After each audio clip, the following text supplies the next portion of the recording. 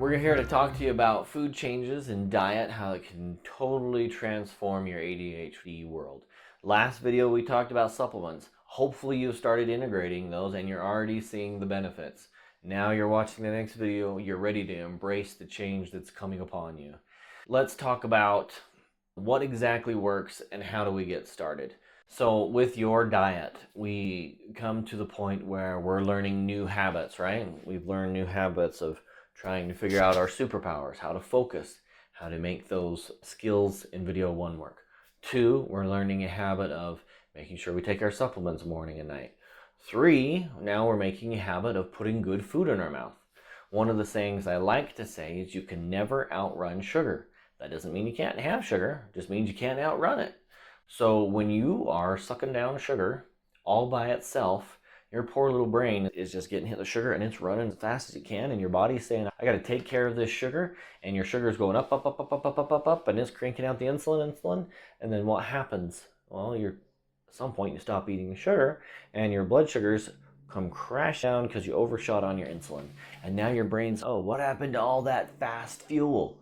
Well, what you really need to be feeding your brain is proteins and healthy fats, because those provide a good healthy energy that just give you smooth energy to focus on, and so you're not breaking away. One of the big things that we do with diet is we feed our kids, let's say, a healthy breakfast, a glass of orange juice, a bowl of oatmeal, some toast, and out the door they go. They seem pretty good, and they're like, oh, I think they're gonna have a good day, they're pretty energetic. And then about 45 minutes, an hour later, when they're at school, they're dragging because the blood sugar is coming on down and it's screaming fast. And then they can't focus, and it takes their body another 45 minutes before the liver kicks in and starts supplying them with energy. And then they're good until lunch, because what did they have at lunch? They had a soda or a chocolate milk, and then an orange, and then a sandwich. They just shocked themselves with a carb again, and then they get to go experience this roller coaster of blood sugar. So that doesn't mean you can't have those things, but let's talk about how to manage them so you can have focus in your life with a good diet. We want to start our diet off in the morning with nutrient-rich foods. We don't want things that are going to absorb too quickly, like carbs and sugars and fruit. Hold on, I know, fruit's good for you, we'll get to there. But we want to start off with, I know I'm going to speak the dreaded word that starts with a V, vegetables. Now, vegetables have a special plant fiber in it. You don't have to go crazy. You don't have to have arugula. You don't even have to have cauliflower or broccoli, unless, of course, you like those things and you're a little weird. I prefer to have celery in the morning and maybe some peanut butter on there, and so we'll have these little celery and peanut butter sticks in the fridge ready to go. Kids love them. I love them. There's always salad in the fridge. There's always baby spinach and some leafy greens, and so if I want to grab a handful and just munch on those, are great. But we need to get some vegetables in. We don't have to eat a ton. We don't have to eat a full course of salad. We need about a third of our meal in some vegetables. If you like a warm breakfast, have some warm green beans. Again, in our house, pickles and celery and peanut butter are probably the top tier vegetable to have around a breakfast time. Okay. Some people like sauerkraut. I like sauerkraut, but I generally just only like sauerkraut sausage. So this fiber from these vegetables get in the way of the sugars absorbing too quickly, causing you to have this blood sugar roller coaster. Insoluble fiber from vegetables, not fiber from like what we're talking about, like wheat bread, which is still good for you, but not what we're talking about. The fiber is one more molecule than sugar. And so if you have a hole in your small intestine, fiber is going to come, and it's going to get stuck in there because it's insoluble fiber, and it's going to stick in this hole, and this is the same hole the sugar would have gone in, but now there's a fiber stuck in there. And so it's not that you don't absorb the sugar, it's that it's absorbed exponentially slower. And so you get a 2.5 hour release of carbs into the body when you precede those carbs with fiber, which is your vegetable. And so then you have this slow drip of energy throughout the body. Otherwise, you just consume it and it's gone, and you went through a roller coaster, and now your brain's a wreck. Okay, so the other important components to breakfast are proteins and fats. When we eat a meal, if we walk away from the meal feeling hungry, it's because we didn't get enough healthy oils or fats. So let's talk about that for a second. So what would an ideal breakfast look like? Let's say a celery stick or two. Peanut butter or no peanut butter on it. I like the Adams peanut butter. There's no sugar in it. I really like eggs. A couple of fried eggs. I also like to kick in a couple of raw eggs into a blender, put some cinnamon and nutmeg and a little bit of stevia in there. Blend that up with some milk or some coconut milk or almond milk, and it's eggnog. Suck it on down. It's great. I know a lot of you are saying, I don't like to eat raw eggs. If you just take the egg and put some white vinegar on it, wash it off with some white vinegar, you just killed all the E. coli and salmonella. Okay? So you don't like raw eggs, fine. Scrambled eggs, boiled eggs, poached eggs. Say you don't like eggs. You've got sausages, you've got granolas, not granolas, a trail mix. Peanuts are still good, right? So you can have some peanuts and some cheese for breakfast. And then lean meats are also really decent. And I say lean meats, you still need healthy animal fats. And so you can have sausage and things like that. But you just don't want so much of those animal fats that you feel gola first in the morning. Sometimes those are a little harder to digest. Generally, for people, olive oil and butter are a little bit easier to digest in the morning. Okay, you want to get your vegetables. We just talked about proteins and fats, getting them all in the way of your carbs, starches, and sugars. So then go ahead and have some toast with butter on it. Go ahead and have a bowl of oatmeal with some butter and salt, and then preferably maybe some honey. Go ahead and have an orange. But let's not eat naked fruits. Let's eat fruits that are still clothed. And by that I mean, let's not juice our fruits, because we juice it and we turn it into something that we can so rapidly absorb the sugar.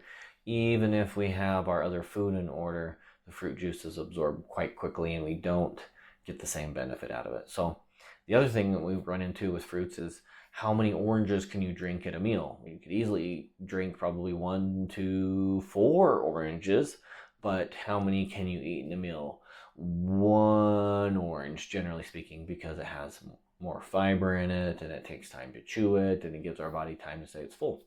So these will make a big difference. Now, I want to go back to fats for a second. Fats are what feed your brain, okay?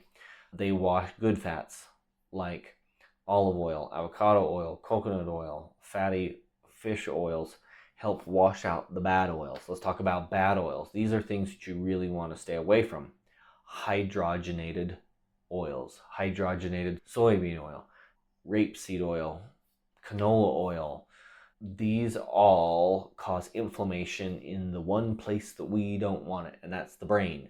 Not only does it do that, they get stuck in the brain cell, and that can stay in your brain cell for a month. And so we think we're just going to have a snack and we're going to eat something and it had a lot of vegetable oil and we don't feel good and it affects our brain. We could potentially suffer from that for an extended period of time as our body tries to wash those out or consume them.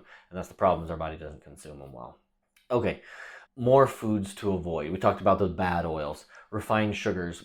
Corn syrup has a significant negative effect on the brain when we're talking foods, and you crash out quicker. So if you're actually to have a dessert, if it said sugar on it, that's better than high fructose corn syrup. So that's something that you can easily flip over. And most of the time, there's 2 products on the shelf, and you flip it over, and one has it and one doesn't. So it's as simple as looking at labels. Artificial food colorings, number 1 on my list of things to avoid. Over oils, over sugars, over high fructose corn syrup is red number 40. Red number 40 causes neuroinflammation, lasts for 24 to 48 hours. Some people don't even know what their children are like.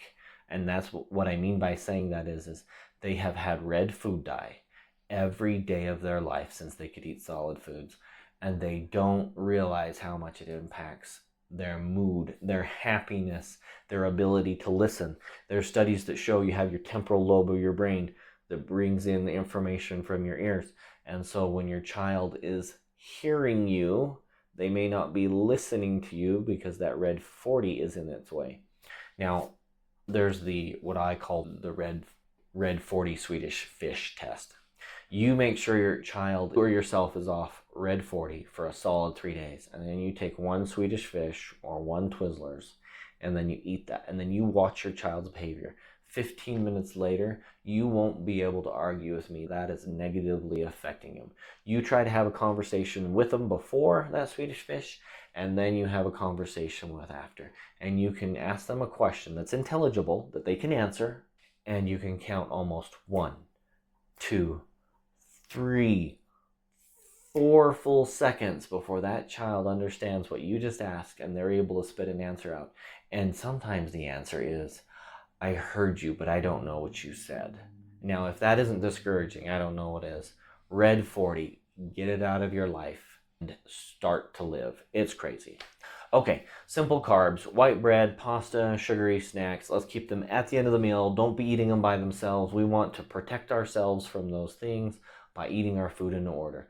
Vegetables, proteins, fats, then your fruits, and then all your carbs at the end. Okay?